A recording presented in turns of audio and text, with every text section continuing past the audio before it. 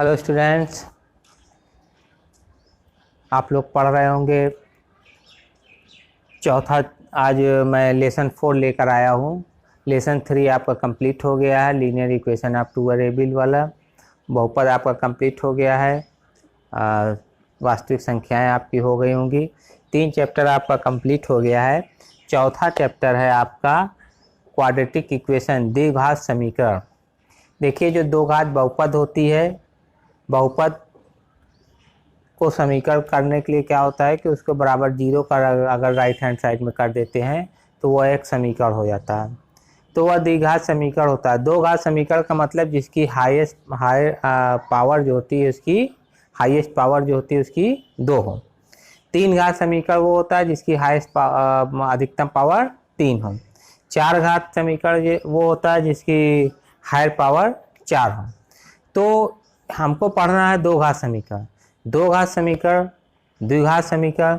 दो घात समीकरण की पावर 2 होगी, x की y की चर की पावर 2 होगी, और 2 होगी तो इसके 2 मान भी होंगे।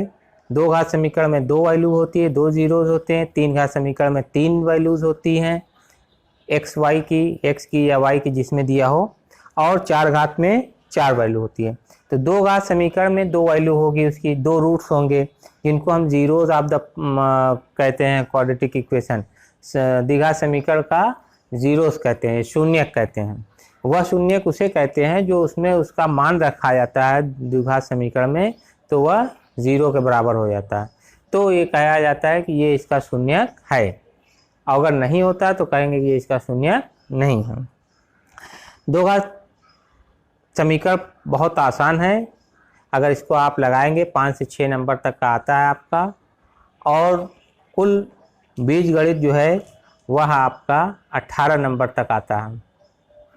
ठीक है, तो अभी आप लोगों ने पहला चैप्टर, दूसरा, तीसरा लीनियर इक्वेशन पढ़ लिया है, चौथा ये है, और एक चैप्टर है समांतर श्रेणी। ये 4-5 चैप्टर आप पढ़ देंगे तो आपका 18 नंबर का क्वेश्चन कंप्लीट हो जाएगा। दो घात समीकरण का परिभाषा, चर x में एक दो घात समीकरण होता है, इसको कहते हैं x square plus B x plus सी बराबर 0, और a square not equal to 0, a 0 के बराबर नहीं होगा। ये स्टैंडर्ड फॉर्म होता है। जैसे यहाँ पे हमने लिख दिया है कि आपको आसानी हो जाए। द्विघात समीकरण क्या है? चर x में एक द्विघात समीकरण ax square plus B x plus सी बराबर 0 के प्रकार का होता है, जहां a b c वास्तविक संख्या है और a जो है वो 0 के बराबर नहीं होगा। क्यों नहीं होगा अभी बता रहे हैं। सीबीएसई के बच्चे अगर इंग्लिश में लिखना चाहें तो लिख सकते हैं, a quadratic equation in x, a quadratic equation in x is an equation that can be written as written the standard form ax square plus bx plus c is equal to 0 where a b c are real numbers and a square not equal to 0। a 0 नहीं होगा। हम कहते हैं, आप पूछिए कि a 0 हो जाए तो क्या होगा, है होगा कि नहीं?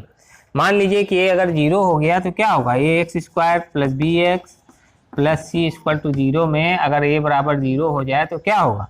तो ये पूरा टर्म 0 हो जाएगा, होगा ना? तो क्या बचेगा? बी एक्स प्लस सी बराबर 0, तो बी एक्स बराबर माइनस सी, एक्स बराबर माइनस सी बाई पी। तो देखिए, ये रैखिक समीकरण एक घात का रैखिक समीकरण होगा। ठीक है, एक घात का रैखिक समीकरण होगा, द्विघात समीकरण नहीं होगा। इसीलिए इसमें कहा गया है कि a 0 ना हो। a 0 हो जाएगा तो ये रैखिक समीकरण हो जाएगा। ठीक है, तो रैखिक समीकरण एक फर्स्ट ऑर्डर का हो जाएगा, इसलिए कहा गया है कि a 0 ना हो। b या c 0 हो जाएगा तो भी x स्क्वायर वाला टर्म 0 नहीं होना चाहिए। ये है। अब इसके बाद बात आती है इसके शून्यक की, द्विघात समीकरण के शून्यक। तो दो घात समीकरण के शून्यक वो होते हैं जिसमें इसका मान, अच्छा दो घात समीकरण क्या होते हैं? फॉर एग्जाम्पल जैसे मान लीजिए x square plus 5x plus 6, ये एक हो गया। 2x square plus 9x minus 25 बराबर 0। इस सब टाइप के इक्वेशन जो समीकरण जो होंगे वो आपके कहेंगे कि द्विघात समीकरण इस तरीके के हैं। ठीक है। अब द्विघात समीकरण के शून्य क्या होते हैं, इसके जीरोस क्या होते हैं, जीरोस वो होते हैं जिसमें इनका मान रखने पर या इसकी वैल्यू शून्य हो जाए।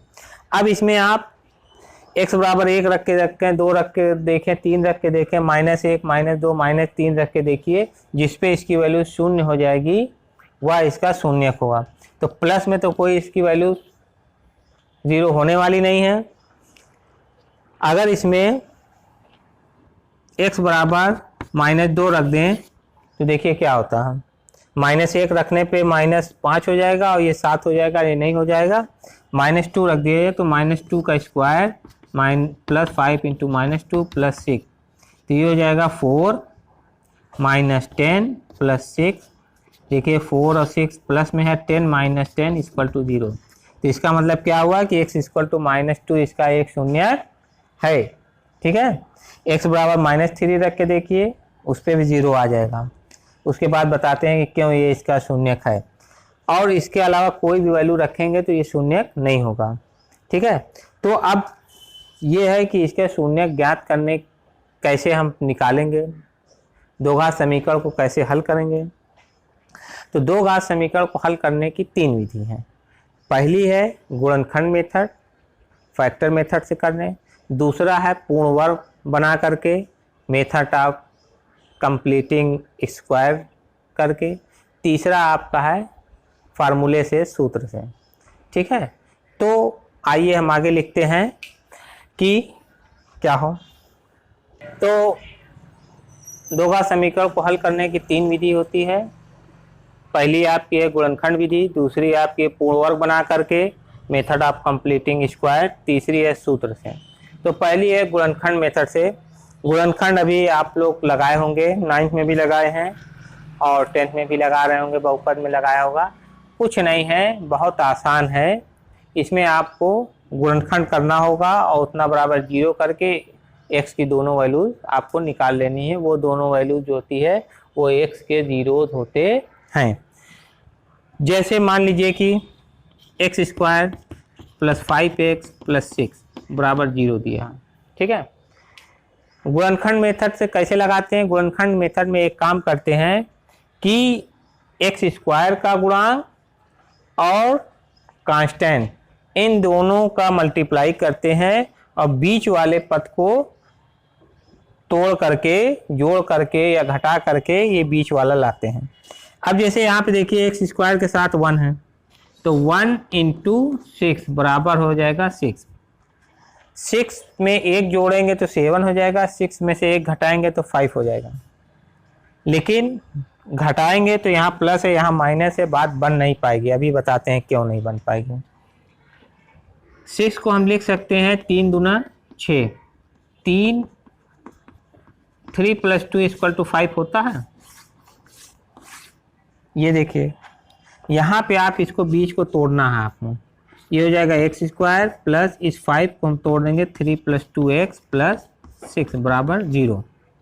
ये हो जाएगा आपका x² प्लस 3x का मल्टीप्लाई कर दीजिए +2 × x + 6 = 0।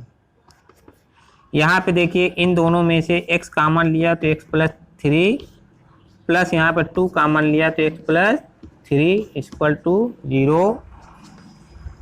x + 3 कॉमन कर लिया, ये दोनों सेम होना चाहिए। अगर ये दोनों सेम नहीं हो रहा है तो आप कहेंगे कि कहीं गड़बड़ी हो गई, तो आप फिर से करिएगा। x + 2 = 0। अब यहाँ पे दोनों दो का गुणनखंड 0 है, तो इसका मतलब या तो ये 0 के बराबर है, ये है, तो दोनों अलग अलग 0 करके दिए। यदि x + 3 = 0 है तो x बराबर क्या हो जाएगा -3, और x + 2 = अगर 0 हो तो x बराबर क्या हो जाएगा -2। तो आंसर क्या हो जाएगा आपका -2 -3। ये इसके शून्यक हैं, रूट्स इसको बोलते हैं। ठीक है। इसके मूल हैं या इसके शून्यक हैं। अब जैसा कि अभी हमने आपको बताया कि यहाँ पे 6 लिखा है, तो 6 कम 6 करके 5 1 6 कर दें तो देखिए नहीं होगा। पहले ही से हम बता दे रहे हैं, गलत हम लगा रहे हैं। x² + 5x + 6। अगर हम बराबर 0 अगर हमको कर दें X square plus 6 minus 1 X plus 6 बराबर 0, तो हो जाएगा X square plus 6x minus 1x plus 6 equal to 0। तो देखिए x कॉमन लिया तो x प्लस 6, यहाँ -1 कॉमन लेंगे तो x माइनस 6, तो ये दोनों देखिए बराबर नहीं है, ठीक है, इसलिए ये सही नहीं है, तो ये गलत है। हम हमेशा ये देखते हैं बीच वाला पद तोड़ के बीच वाला पद ऐसा लाते हैं जैसा कि यहाँ पर हो जाए। अगला क्वेश्चन है, जैसे इसी में एक और दे दें, अगर ये हो जाए कि X square minus 5x plus 6 equal to 0, देखिए वही क्वेश्चन है, इसको हम कर दें तो क्या हो जाएगा, ये हो जाएगा 3 2 5 हो जाएगा। यहाँ करिए X square minus 3 plus 2 X plus 6 equal to 0, X square minus 5x plus 6, अब इसको अलग करिए minus 3x minus 2x plus 6 equal to 0। ये देखिए x कॉमन लिया तो x माइनस 3 माइनस 2 कॉमन ले लिया तो x माइनस 3 बराबर 0, ये माइनस कॉमन ले लिए अंदर माइनस हो जाएगा, ये हो जाएगा x माइनस 3, यहाँ हो जाएगा x minus 2 equal to 0। Answer क्या हो जाएगा, x बराबर 3 और 2, उसमें देखिए माइनस आ रहा था, इसमें दोनों इसके मूल प्लस आ रहे हैं, ठीक है, तो ये हो गया। अब आगे चलते हैं, एक्सरसाइज 4.1 पहला क्वेश्चन इसका दिया हुआ है कि जांच कीजिए कि क्या निम्न द्विघात समीकरण है कि नहीं है। 4-5 क्वेश्चन दिया हुआ है, 2 हमने ले लिया है। देखिए इसको हमको चेक करना है कि ये द्विघात समीकरण है कि नहीं है। x प्लस 1 की घाते 2 बराबर 2x माइनस 3, खोलिए इसको, x square plus 1 plus 2x बराबर 2x minus 3, x square plus 1 plus 2x, ये इधर आया माइनस 2x, इधर 3 लेके आइए प्लस 3 इक्वल टू 0, ये देखिए इससे कट गया, एक्स स्क्वायर 3 और 1 4 बराबर 0, ये सॉरी यहाँ देखिए 2x माइनस 2 3 6 हो जाएगा, ठीक है, तो 6x 7 हो गया। ये कहेंगे कि ये द्विघात समीकरण है कि नहीं, तो ये है, ठीक है। दूसरा ये तीसरा क्वेश्चन है, इसमें कह रहे हैं तो देखिए इसको मल्टीप्लाई कीजिए x का x प्लस 1 में, माइनस 2 का x प्लस 1 में, फिर x का x प्लस 3 में और माइनस 1 का x प्लस 3 में,